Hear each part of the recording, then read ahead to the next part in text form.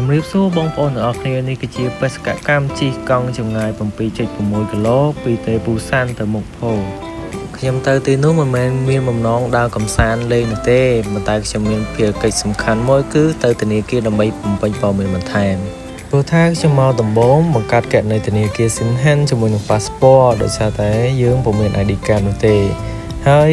ការបង្កើតជាមួយនឹង Passport នេះយើងពុំអាច log in ជាមួយ app bank របស់ Sinhan បាននោះទេដរាបណាដែលយើងបដូរព័ត៌មានពី Passport ទៅ ID card ហើយយើងភ្ជាប់លេខទូរស័ព្ទទើបយើងអាច log in ក្នុង app banking របស់ Sinhan បានហើយយើងក៏អាចភ្ជាប់នៅ SMS ដើម្បីទទួលបានព័ត៌មាននៅពេលដែលលុយចូលឬក៏លុយចេញជាដើមហើយការជិះកង់ចម្ងាយ 7.6 គីឡូនេះគឺវាហត់មែនទែនសម្រាប់ខ្ញុំដោយសារតែខ្ញុំខានជិះកង់ផ្លូវឆ្ងាយរយៈពេលយូរមកហើយគឺខានជិះរយៈពេល11ឆ្នាំមកហើយនៅទីនេះយើងអាចជិះកង់បានដោយសុវត្ថិភាពមិនមានការព្រួយបារម្ភនោះឡើយដោយសារតែផ្លូវឡាននិងផ្លូវកង់គឺត្រូវបែងចែកដាច់ពីគ្នាបើសិនបើឲ្យកង់ធ្វើដំណើរជាមួយនឹងផ្លូវឡានគឺវាពិតជាមានគ្រោះថ្នាក់ខ្លាំងមែនទែនដោយសារតែឡាននៅទីនេះបើកលឿនខ្លាំងណាស់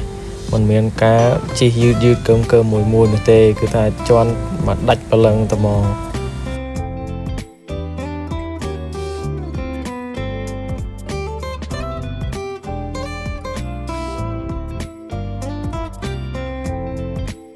ហើយនេះក៏ជាលើកទី1ដែលជាការជិះចេញពីតំបន់ដែលខ្ញុំធ្វើការ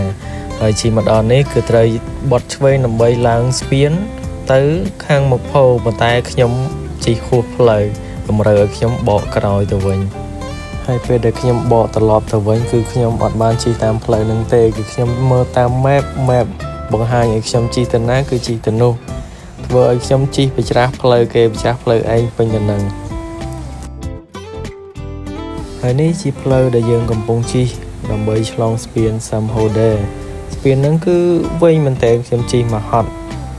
ទៅបានពាក់កណ្ដាលស្ពានទេក៏ខ្ញុំឈប់ថតបានមកប៉ុស្តិ៍ពីរប៉ុស្តិ៍ដែរ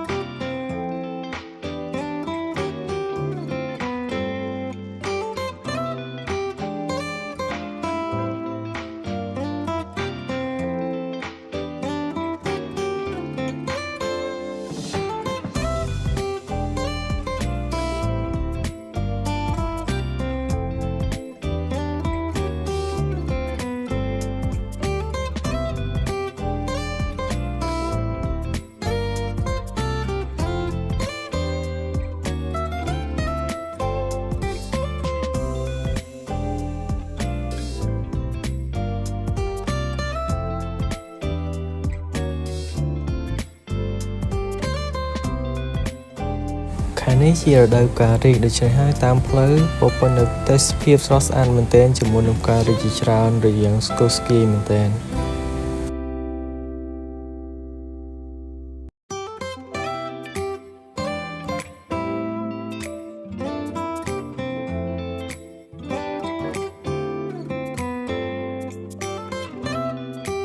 ហើយនៅផ្លូវមួយនេះគឺជាផ្លូវដែលធំគួរសមមានឡានបើកច្រើនមែនទែនហើយឡានសត្វតែលឿនហើយឥឡូវយើងបានមកដល់ទីតាំងហើយអគារខាងមុខដែលមានពណ៌ខៀវគឺជាអគារធនាគារ Sinhan នោះឯងខ្ញុំចំណាយពេល1ម៉ោងជាមួយនឹងបុគ្គលិកធនាគារ Sinhan ដើម្បីបំពេញព័ត៌មានបន្ថែមរបស់ខ្ញុំគេទាមទារជាមួយនឹង ID card ជាមួយនឹងសៀវភៅធនាគារហើយ Passport លេខទូរស័ព្ទក៏ដូចជាអាស័យដ្ឋានកន្លែងយើងធ្វើការកន្លែងយើងស្នាក់នៅជាដើមនៅពេលដែលខ្ញុំទៅដល់អគារនោះគឺខ្ញុំអត់បានថតទេដោយសារតែអគារធំខ្ញុំដើររកធនាគារអត់ចង់ឃើញទេដោយសារនៅទីហ្នឹងគឺមានមន្ទីរពេទ្យជាមួយធនាគារនៅក្នុងអគារតែមួយហើយនៅទីនេះគេហៅវាជាបឹងឈ្មោះថាយ៉ងសាន់ហូដោយសារតែវាជាដៃសមុទ្រដែលហូរចេញពីមហាសមុទ្រមកវាមិនមែនជាផ្ទៃសមុទ្រដ៏ធំល្វឹងល្វើយនោះទេហ ហើយខ្ញុំបានឃើញត្រីមួយធំពណ៌សមកតែខ្ញុំថតវាអត់បានទៅសោះខ្ញុំព្យាយាមថតវាជាច្រើនដងតែថតអត់បានតែថតបានសត្វបាក់សាបាក់សៃផ្សេងទៅវិញបើសិនជាបងប្អូនមានពេលទំនេរច្រើនដូចជាថ្ងៃសៅរ៍អាទិត្យបងប្អូនអត់ធ្វើការបងប្អូនអាចជិះកង់ដើរកម្សាន្តដើម្បីឲ្យបានស្គាល់ផ្លូវដើម្បីលំហែអារម្មណ៍កុំឲ្យនៅតែក្នុងកន្លែងស្នាក់នៅធ្វើឲ្យយើង stress ធ្វើឲ្យយើង depression គិតច្រើនអាចនឹងមានបញ្ហាផ្សេងដោយសារតែខ្ញុំនៅពេលដែលខ្ញុំនៅក្នុងបន្ទប់ស្នាក់នៅតែម្នាក់ឯងស្ងាត់ខ្ញុំមានអារម្មណ៍ថាសោកសៅនឹកផ្ទះធ្វើឲ្យអារម្មណ៍យើងអត់ល្អនោះទេប៉ុន្តែនៅពេលដែលយើងបានចេញក្រៅយើងលំហែអារម្មណ៍ខ្លះយើងបានធូរស្រាលខ្លះពីភាពទុក្ខសោកផ្សេងហើយពេលដែលខ្ញុំត្រឡប់មកវិញខ្ញុំក៏បានចូលទៅម៉ាតដើម្បីទិញអីវ៉ាន់មួយចំនួនផងដែរតែនៅពេលផ្លូវទៅម៉ាតហ្នឹងគឺខ្ញុំអត់បានថតទេគឺដោយសារតែមានឡានច្រើនពេកហើយពេលមកដល់កន្លែងគឺមេគាត់ហៅមកជប់លៀងដើម្បីលាបងប្រុសក៏ត្រឡប់ទៅខ្មែរវិញហើយអាហារជប់លៀងនៃរាត្រីនោះមានមាន់ដល់ទៅ8ក្បាលហើយជាមួយស្រាស5ដបនិងប៊ីយ៉ា3ដបព្រមទាំងទឹកក្រូច2ដបផងដែរតែប៉ុណ្ណឹងខ្ញុំរួចបាយមកពេលទៀតហើយបងប្អូន